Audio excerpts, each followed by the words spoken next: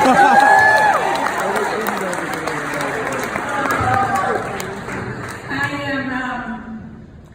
of all, thank you to Find the Cause for your life-changing work. You scientists are amazing, and what a beautiful thing you did up here tonight. Thank you for dumbing it down. At least for me, I kind of got what we were actually talking to you guys.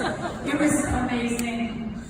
I am so humbled by this honor. I mean, look at all of you here. Family, friends, colleagues of Greg's and mine. Those who know me, I wish I could hug every single person in this room. I thank you so much from the bottom of my heart for taking the time to come in here and learn about what this is all about. I am a wife, a mother, a sister, a friend, an aunt to 43 nieces and nephews. They're all named in the last page of your booklet. One of my 5 grand nieces and nephews, if that's what they're called. I love to travel, I love to read, I love to cook and try new things. Some of my close friends know I recently tried bridge and I failed at it miserably. My brother Bill and I started Cycle Bar 14 years ago.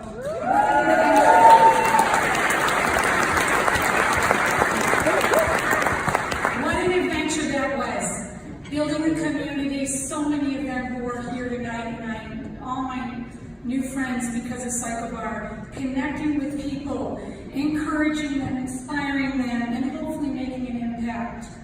It was the greatest job ever. I used to say that all the time. I mean, teaching a spin class for your career, greatest job ever. Life was really good. And then the dreaded phone call, September 6th of 2017, walking out of Cycle Bar. Breast cancer. Invasive lobular carcinoma 2. I was, wait, me? What? I literally had to put the phone down. I have no family history of breast cancer, no BRCA gene. I live a healthy lifestyle. Fitness is my business. I have religiously had mammograms every year, and yet my mammogram showed a 3.5 centimeter tumor in 1 year. That's over 1 3/4 inches in 1 year. And so my world was turned upside down. I am a statistic. I'm the 1 in 8.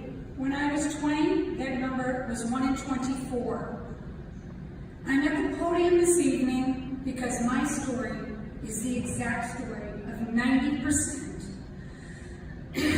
of the breast cancer diagnoses out there. And that is what Find the Cause is all about. A cancer diagnosis hits you in the gut like nothing you have ever felt. You hear about it impacting others, but then it's you. My first question was, am I going to die? What if I die? I have a family, 3 amazing sons. I want to see them grow, get married, have grandchildren. Just saying, guys. Let's get a move on. And I want to see all the fabulous things they're going to continue to do with their life. And my husband, Greg. I mean, we have to grow old together, not one without the other. That's not what the plan was. And then there's the why. I have to say, I never really thought, why me? My question was, why did this happen? What did I do? Or what didn't I do? And why is this happening to so many of us? Walking around this room tonight, if I heard one more person say, well, my sister, my mother, it's incredible. 1 in 8 women. No one could give me the answer. Not my breast surgeon, or my oncologist, or my plastic surgeon, all of whom are totally admired and respected in this field. Here I am in Boston, at the best hospitals, not only in the country, but in the world, and no one had any answers. Thank you.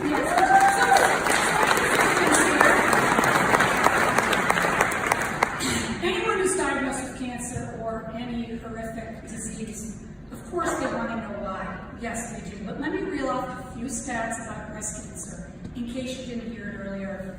90% of the women diagnosed have no family history or gene. Besides skin cancer, breast cancer is the most commonly diagnosed cancer among women. In 2019, this year, it is estimated that roughly 332,000 women will be diagnosed with new cases. And sadly, this year, roughly 42,000 women will die from breast cancer.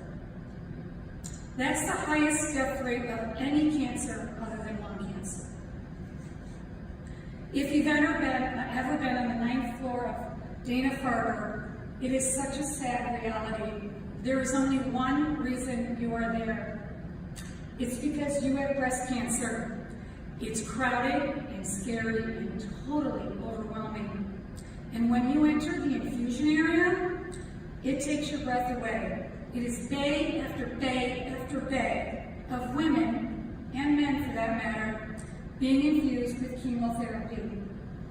I had a checkup 2 weeks ago. It's not easy going back. When I told my oncologist about finding the cause, she'd never heard of this foundation. She was visibly moved by this mission. Her previous appointment that day was with a 28-year-old young woman just newly married.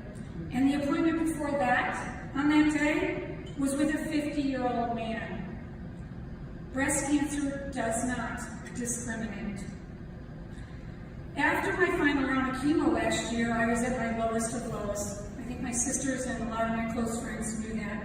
Surgeries, 3 of them, the last being just 6 weeks ago, I was able to muscle through. But the chemo was excruciating. I had so many days curled up in my bed crying, waiting for the nausea and the headaches and the body aches to go away. Along with the loss of my hair, I truly was losing my spirit, and it takes a lot to do that with me. As we've all heard it said in life, everything happens for a reason. The challenge, of course, is figuring out what that reason is. I use a lot of quotes when I teach. I don't know, they get me in the zone. One of my favorites is, and a lot of my riders that are here tonight have heard me say it, every setback is a setup for a comeback.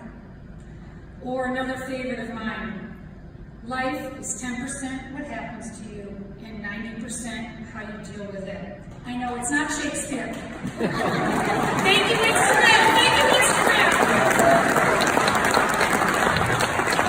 But it does resonate, right?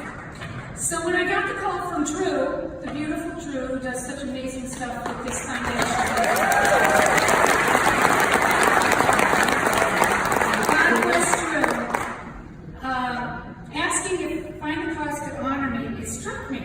this might be my opportunity to practice what I have been preaching, to do something meaningful, positive, and purposeful with this diagnosis.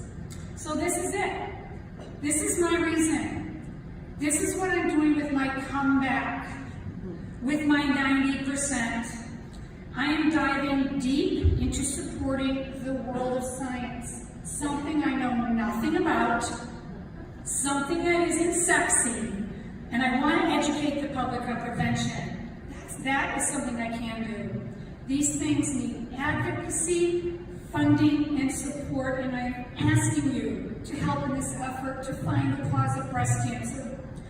The more we learn and explore, the sooner we can eradicate this insidious disease. The science is the only way to get there.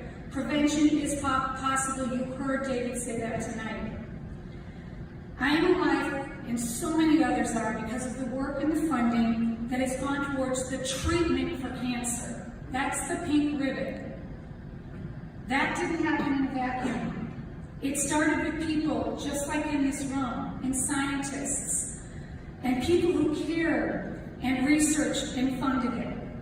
So right now, 93% of the money, the billions, that's a B, billions, of money that is raised for breast cancer goes towards the cure, and thank God for that. Only 7% goes towards the cause and prevention. We need the pendulum to swing in the other direction.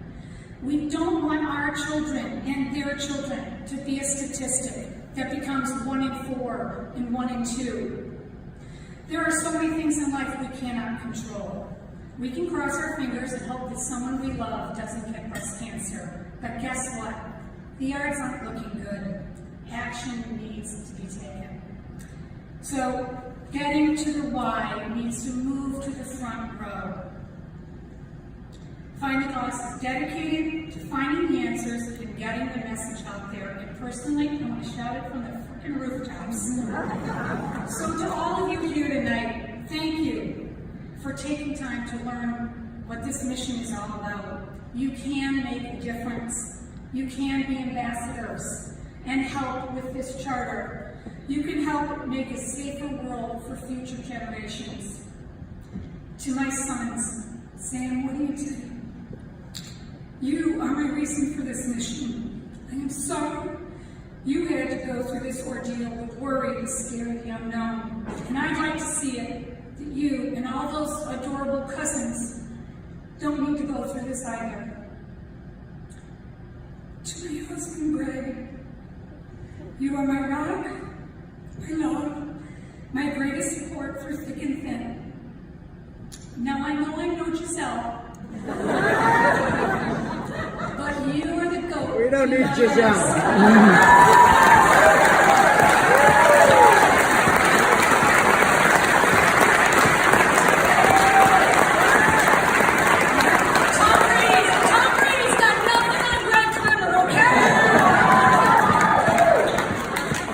So in closing, a friend who is in the audience tonight, currently fighting her own battle with cancer, sent me a quote. You heard earlier, I kind of like him.